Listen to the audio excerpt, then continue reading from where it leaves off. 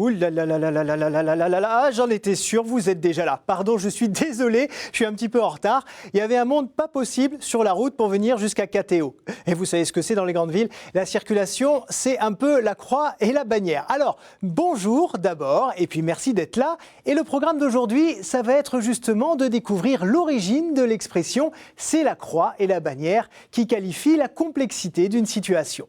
Et puis, comme c'est bientôt la fête Dieu, vous allez peut-être participer à des pèlerinages et des processions où il y aura une croix et une bannière. Et justement, quel rapport entre cette locution et les processions religieuses? Je suis là pour vous raconter tout ça.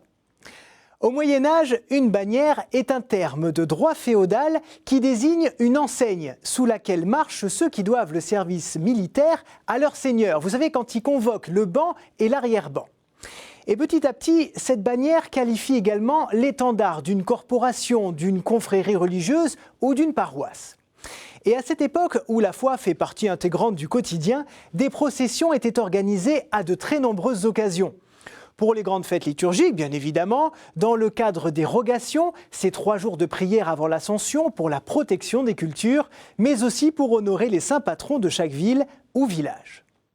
Mais ces processions, extrêmement importantes pour la communauté, étaient un véritable casse-tête à organiser. D'abord parce qu'il fallait un cérémonial particulier pour accueillir les grandes personnalités qui y participaient. Il était effectivement d'usage que les paroisses invitent des prélats ou des hauts dignitaires de l'Église et de l'État pour présider ces processions. Le problème, c'est que ces VIP exigeaient d'être reçus avec la même dignité et le même apparat que des reliques sacrées, par exemple. Les évêques ou les curés locaux devaient donc organiser des rassemblements fastueux pour les accueillir aux portes de la cité, avec en tête de cortège la croix, emblème du pouvoir spirituel, et la bannière de la paroisse, de la congrégation religieuse ou du saint qu'on honorait, représentation du pouvoir temporel. Et pour couronner le tout, le protocole de ces processions était extrêmement pointilleux.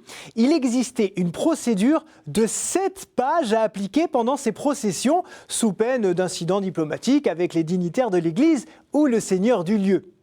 Il y avait par exemple l'obligation que la croix soit portée en tête du cortège, entre les 2 acolytes, et selon les lieux et les occasions, derrière, à côté ou devant la bannière. Et puis il y avait des règles très strictes concernant l'attitude du clergé. Il devait marcher, je cite, d'un pas égal, 2 par 2, avec gravité et modestie, sans parler ensemble, sans sourire et sans regarder d'un côté ou de l'autre. Et la place de chacun était aussi codifiée, et les diacres, les sous-diacres, les célébrants et les chantres devaient absolument respecter leur position dans le cortège.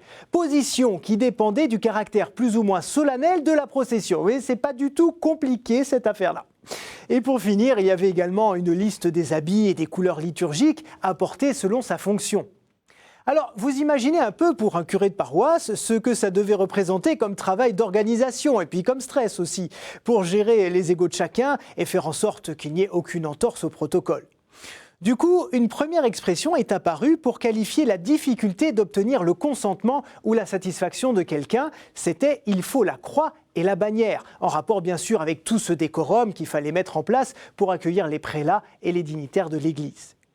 Et puis c'est à partir de 1690 que l'expression « c'est la croix et la bannière » commence à s'employer pour parler d'une affaire compliquée à mettre en place, d'une organisation qui se révèle être un casse-tête.